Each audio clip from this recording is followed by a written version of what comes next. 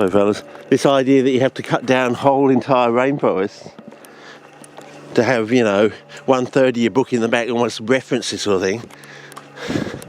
So you're just sort of sending links to these other people in the peer review circle, the boys club sort of thing. He doesn't have any references in the books I've got from him. Whether he used to have references in older books that he used to do, I don't know. You might want to look that up, pull out one of his books you've had. Does he have references in the back?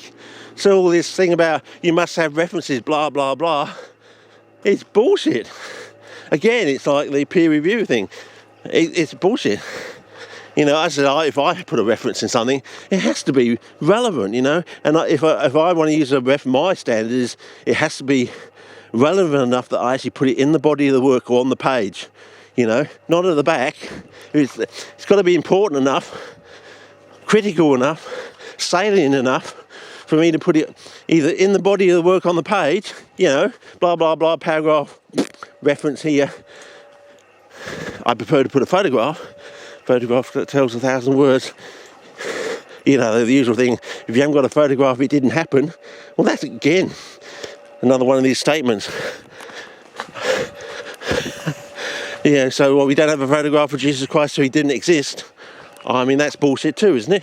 We got Roman records, It's all this sort of stuff, When you really dig down, like nailing jelly to a tree, freeze it in liquid nitrogen, put it in a laundry basket, and nail the laundry basket to a tree. That's how you nail jelly to a tree. It is possible. You can do it. So you can't nail jelly to a tree. Bullshit. You can.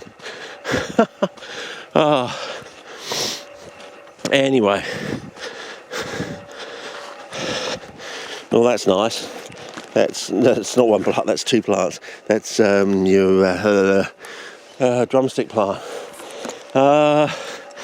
I've told you before, look it up, I can't remember that, fellas. I mean, as I said, when you've been bullied, you don't have a good memory, because, as I said, your brain learns to say, well, why should I remember bad things, It's like that, sticks and stones may break your bones, but names won't hurt you, so it's a bit like that.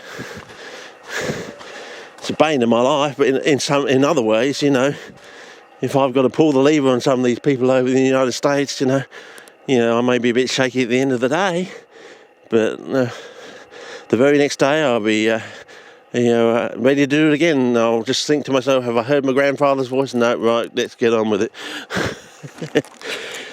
Ask them the usual one question, the wisdom of Solomon question: have you ever done a good deed for anyone else in your life?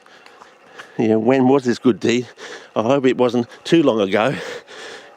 So long ago that the person you did it for isn't really alive here to swear that this is true. I definitely would want to have that person alive to swear that this is true. It's very hard to pull the lever when someone is giving you, damning you with such faint praise, he really did a good job, he saved me, blah, blah, blah, blah.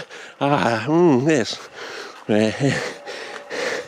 You might just hand the lever over to the other person to whom the good deed was done and say, well, it's your choice now. Maybe that's the point of the question. If you've done a good deed for someone, that person is still alive, you've been quite good fairly recently, I would say, and that person is the one that you give the lever to rather than yourself. Otherwise, I think you're going down. Have you seen all this other stuff online? Probably have to start in the next thing with this Wayfair stuff. I don't know. Is it another squirrel look over there moment? I don't know. Is it true? Interesting. Anyway, I think we're getting too far away from the car now. But it's nice scenery. This might be the last clip, actually. We'll see. But look at that Wayfair stuff. It's quite interesting, but it might be a disinformation campaign sort of thing.